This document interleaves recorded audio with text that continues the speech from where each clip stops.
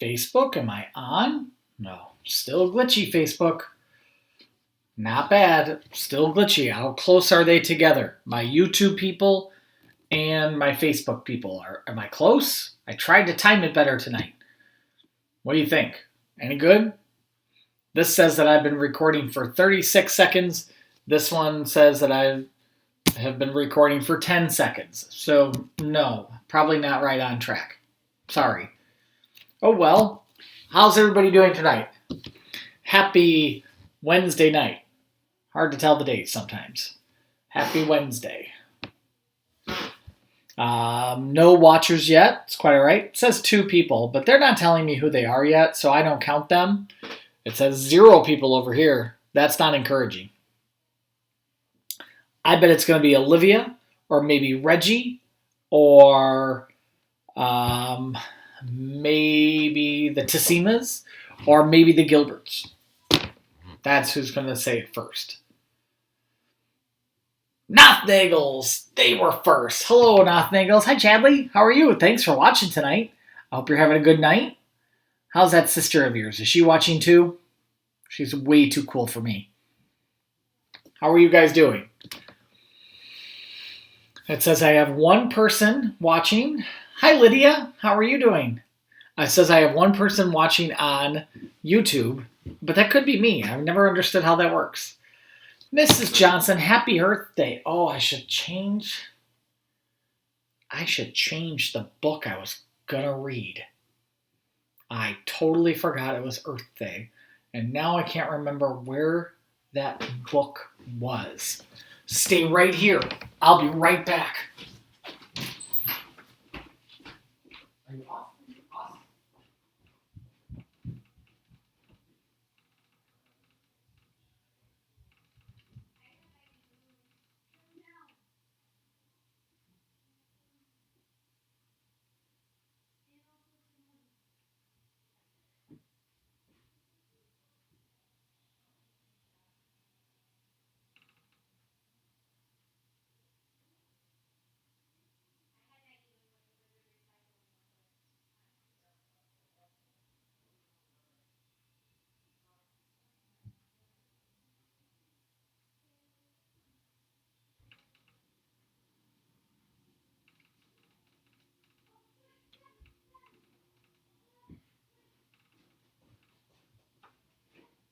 Fifi,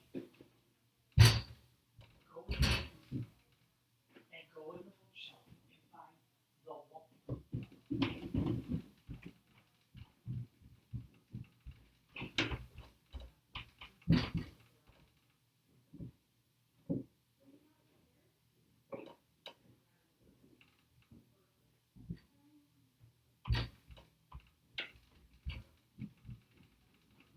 coming. I'm coming. I'm here. Thanks. Oh, whew. Well, there's my exercise for the week. Hey, how are you? Can you say hi to everyone? Hi. Oh, people came in, and I was going to get a book, as Mrs. Johnson reminded me it was Earth Day.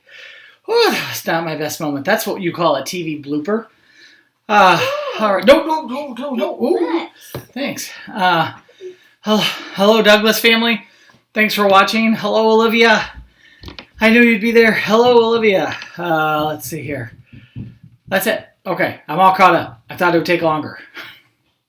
Apparently, Wednesday nights are not our big crowds. Hello, YouTubers. So I need to say hello to a couple people. The Growth family. Hello, AJ and Haley, if you guys are watching. I think you'd be watching from there. So if you are watching, hi. Hi, Jace Mattingly. How are you? Hi, Ariana Bain. How are you? And hi, Calderwoods. I think you guys are here too. Hi, Calderwoods. I'm sure the Gilberts will watch on both or something like that. So if you're not in yet, hello, Gilberts. Okay. How are you doing? Okay. So I have, I'm going to save this one for tomorrow. I am going to do the book that I picked. There are actually 2. I'm not going to do them both tonight. Maybe I'll do the longer one like tomorrow, even though it's Earth Day plus 1. The one I want to read to you is called The Wump World. The Wump World. It's a Bill Peet book. Now, if you remember, it's kind of old, but so am I. The Bill Peet book that I read before was The Caboose That Got Loose. I love him because he rhymes a lot of them. I can't remember now. It's been a long time since I've read this one. I don't remember if this is a rhyming or a non-rhyming, but it's about the Wumps and their planet and how people came from another planet and made their planet all yucky. So it's a good one for Earth Day. It's about protecting your planet. The Wump World by Bill Peet. Hi, Lucy. How are you? Let's see. Before I get started. Oh, more. Pearly family's watching. Hi. How are you? The Tassimas. And Reggie. Hi, Reggie. Hi, Tyson and Penelope. Hi, Cade. And Cade's little brother, Cam. Something like that. Cam. Will you let me know? Hello, Penelope and Tyson. Hello from PE. Penelope. Huh, that's clever. The Wump World. Here we go. Very old. The Wump World was a small world, very much smaller than our own world. There were no great oceans, lofty mountains, giant forests, and broad, sandy deserts. The Wump World was mostly grassy meadows and clumps of leafy green trees with a few winding rivers and lakes. But it was perfect for the Wumps, who were the only creatures there. Not a rhyming book.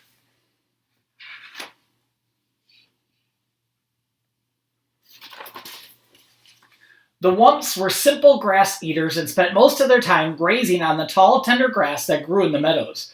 In warm weather, they cooled themselves in the crystal clear rivers and lakes, and at night they slept in the shelter of the bumbershoot trees to keep the dew off their backs. Since the Wumps had no enemies, they wandered around just as they pleased, with nothing whatsoever to worry about. However, the Wumps would have worried if they had known that someone a million miles away was watching their world. They're just nice, peaceful creatures. One morning, the Wumps were awakened by a far-off humming sound. It seemed to be coming from somewhere above, and as the humming grew into a heavy roar, the sleepy-eyed Wumps crept through the trees for a peek at the sky. Zooming straight for the earth came a great flock of pot-bellied monsters, with tails and fins, spitting fire and shooting out streaks of black smoke.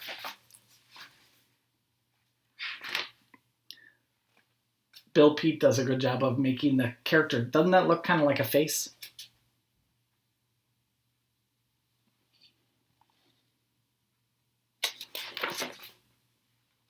As the monsters swooped down to land, huge legs sprang from their bulging sides, and like gaping mouths, doors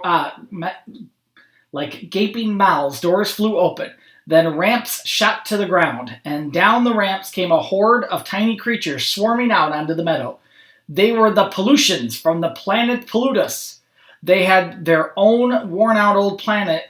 They had left their old, worn-out old planet to start a new life in a new world. After such a long journey, the Pollutions were overjoyed to find themselves on solid ground once again. The Pollutions from Pollutus. That doesn't sound good for the planet, the Wump planet.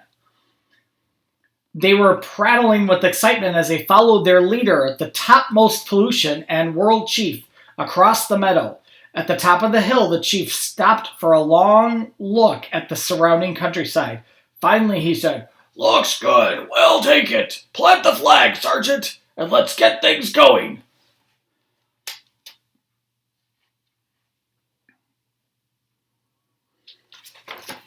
Hi, Lila. One shrill trumpet blast brought giant machines thundering out of the yawning spaceships, rolling down runways and out onto the meadow. The timid Wumps had been watching warily from the shelter of the trees, and at the sight of the giant machines, they were horrified. Ooh. What's going to happen? What are those things going to do? "Whoop, whoop," they cried, and in a wild-eyed panic, they went humpity-clumpity off through the trees to go diving headlong into the nearest cave. Phew, they were safe for now. Then down they tumbled, head over heels through a twisting tunnel to end up huddled together in dark caverns, while the earth-shaking machines rumbled and roared high above. Oops, I should make that easier for you to see. Once they got started, the monstrous machines moved at a furious pace, gobbling up trees and grinding them to bits. More giant machines flattened the ground, followed by great scoopers and scrapers and diggers and gigantic cranes. Soon the entire Wump world was overrun. Oh no. They're changing the planet. Yuck. The busy little pollutions kept their mighty machines going full blast day and night without let up, in a frenzy to improve their wonderful new world. Suddenly, great cities sprang up, huge factory buildings with towering smokestacks, high-rise apartment buildings, and tall office buildings, and above them all loomed the 100-story skyscrapers.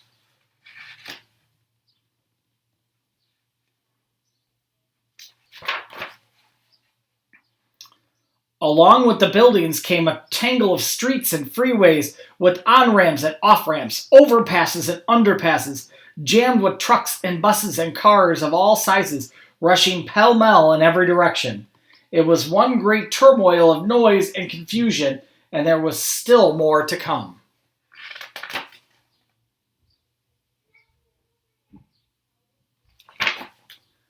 Meanwhile, the poor Wumps remained underground, wandering aimlessly through the caverns, feeding on the fuzzy green moss growing on the ledges and mushrooms clustered in the crannies, and sipping the sweet water from pools fed by underground springs. But they were very unhappy. For all they knew, they might have to spend the rest of their days down here.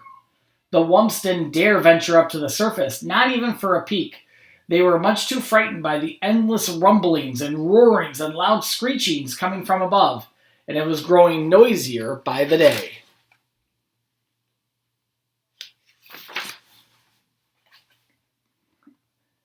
There was more and more noise and more of everything. More buildings with more smokestacks puffing more and more smoke. More freeways with more traffic shooting out more and more clouds of pollution. More trash and more trash piles with more and more waste gushing into the rivers and lakes. Hi, Lincoln Lily. Well, hi, Ashley Gorman. That's fun. No, Ava Gorman, Ashley's mom. Well, I mean, hi, Ashley, or Mrs. Gorman. Hi, Ava. I'm sorry, I was reading as I was talking. Hi, Quinn and Hudson. How are you guys doing? Hi, Winters family. Oh, I'm way behind. Whoa, what happened? Lots of late arrivals. Gilberts. Hi, Gilberts. Cameron nailed it. All right. Hi, Cam. Hi, Elsie. Hi, Selene. Hi, Rylan and Cade. Hi, Nolan and Quinn. And the Gormans. I think that's it. Link and Lily. Did I say you? Hi, Link and Lily. How are you? All right. Pretty soon the cities were so clouded by the factory smoke and the fumes from the freeways and the pollutions could barely breathe. They went sneezing and wheezing about the streets, grouching and grumbling and blaming one another for this awful mess they were in. One day, an angry crowd gathered outside the World Tower building, demanding to see the World Chief. When the chief appeared on his balcony, all the pollutions began shouting at once, "We can't breathe the air, we can't drink the water, and we can't stand the noise. We've had enough." Achoo, sneezed the chief. "I know just how you feel, and something will be done at once, I promise." What do you think they're going to do? Are they going to try to clean up? With no time to lose, the chief called for a meeting with his 3 top outer spacemen. "Gentlemen," he said, "this world of ours has gone sour. We've got to get out of here quick. But first, we must find a new world, a better one. That's your job, men. So go get going." "Righto, Chief," barked the men, and within 15 minutes, they were at the spaceport aboard their spaceships. Then, zoosh, zoom, zoom, They went off in 3 directions, and in seconds they were zooming about in outer space at 7,000 miles an hour.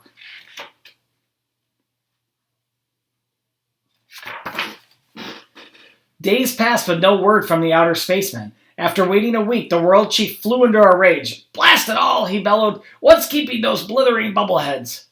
Then one Monday morning, out of the dark, smudgy sky, swooshed one of the spaceships.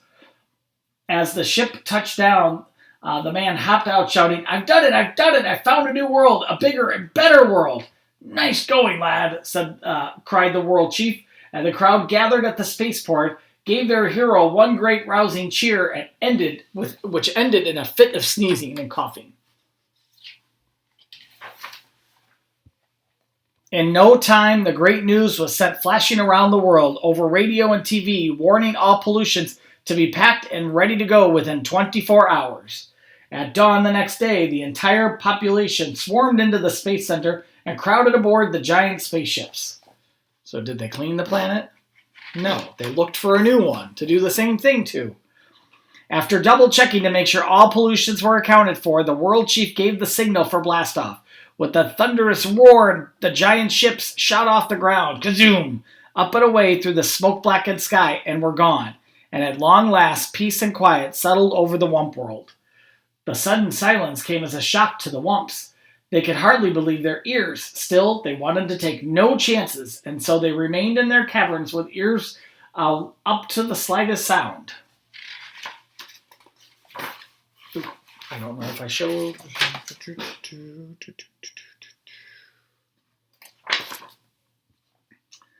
After a long, long silence, they decided it was time to go, and led by the biggest Wump, they crept up the tunnel to the cave entrance to find it covered by a crust of cement. With one powerful push of his snout, the biggest Wump bumped his way through. Then, one by one, the Wumps waddled out onto a freeway and gaped in wide-eyed amazement. They had feared something awful was happening to their world, but this was much more than they could have ever imagined. They were staggered by the size of the huge buildings, with walls and walls of windows looming up on every side, and the broad layers of hard, flat crust covering the earth, which felt strangely cold to their feet. There was no sign of any tree or tuft of grass. Even the sky was gone, and the Wumps wondered if there was anything left for them. At least they must find out.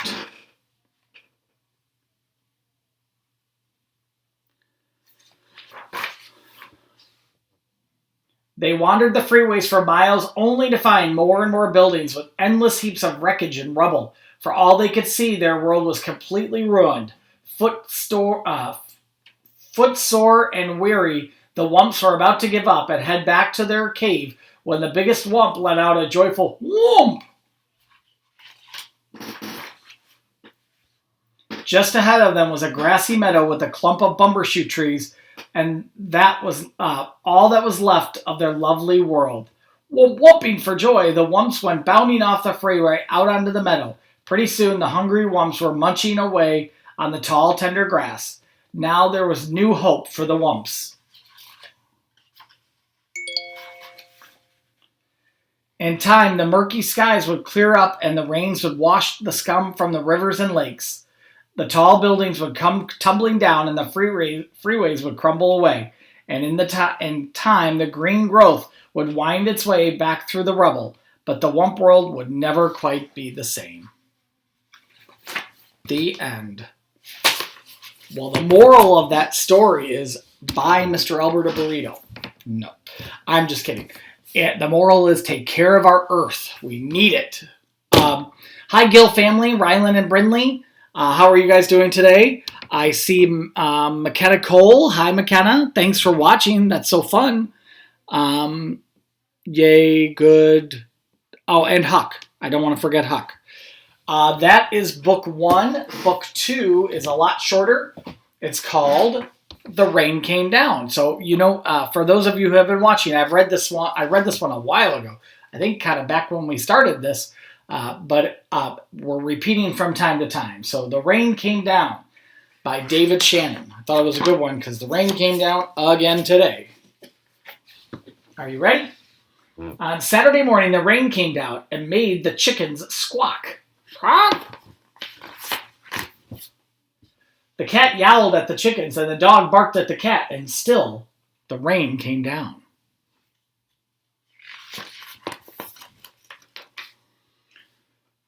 The man yelled at the dog and woke up the baby. "Stop all that yelling," shouted the man's wife. The dog barked louder, and still the rain came down.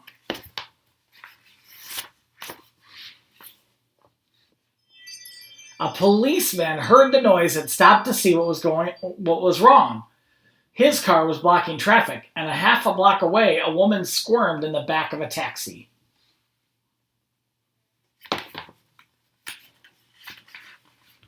"Hi, Markowitz family. How are you?"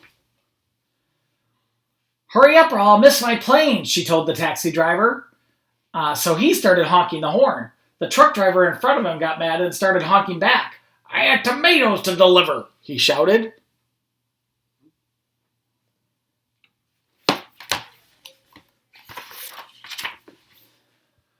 The ice cream man heard the honking and turned up the music on his van.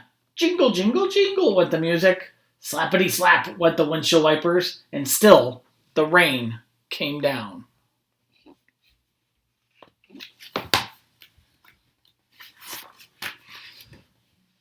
The owner of the beauty parlor came out to see what all the fuss was about. She bumped into the barber coming out of his barber shop, and they began to argue. Up on his ladder, the painter grumbled, "I can't paint in the rain." He started to climb down and bonked the barber on the head with his can of paint. Now all three of them were arguing. Oh my goodness. It's just terrible. Next, the baker stepped out of his bakery. "My roof is leaking and my cakes are getting wet," he moaned. He opened his umbrella and poked the pizza man in the nose. So they joined in the bickering too. A boy ran by, chasing a small boat down the stream in the gutter. He splashed the little girl and she began to cry. And still, the rain came down.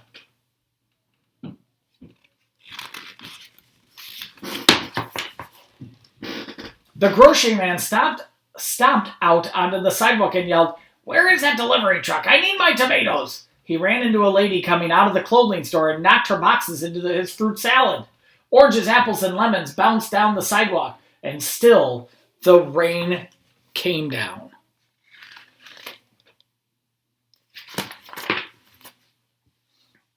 The policeman walked back to his car.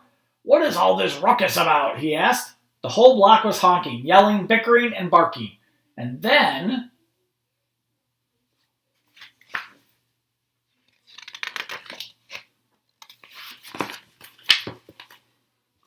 the rain stopped, and so did the noise. The sun came out, and the air smelled fresh and sweet. Everything shimmered, and a rainbow stretched across the rooftops.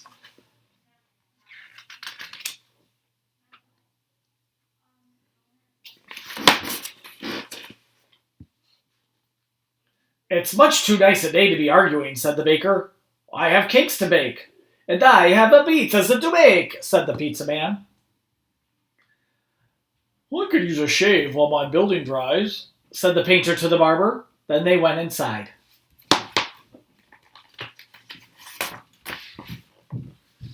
The policeman said, "Everything looks A-OK here to me," and he drove off in his car.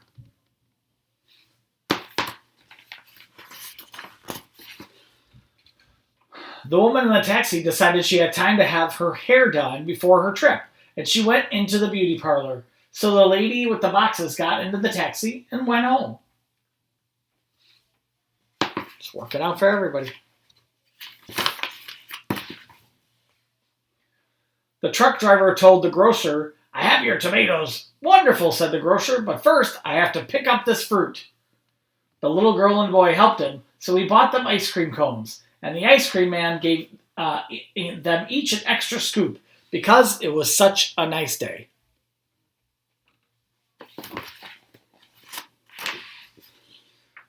Then the man, his wife, and the baby had a picnic together in the backyard while the dog, the cat, and the chickens slept in the warm afternoon sun.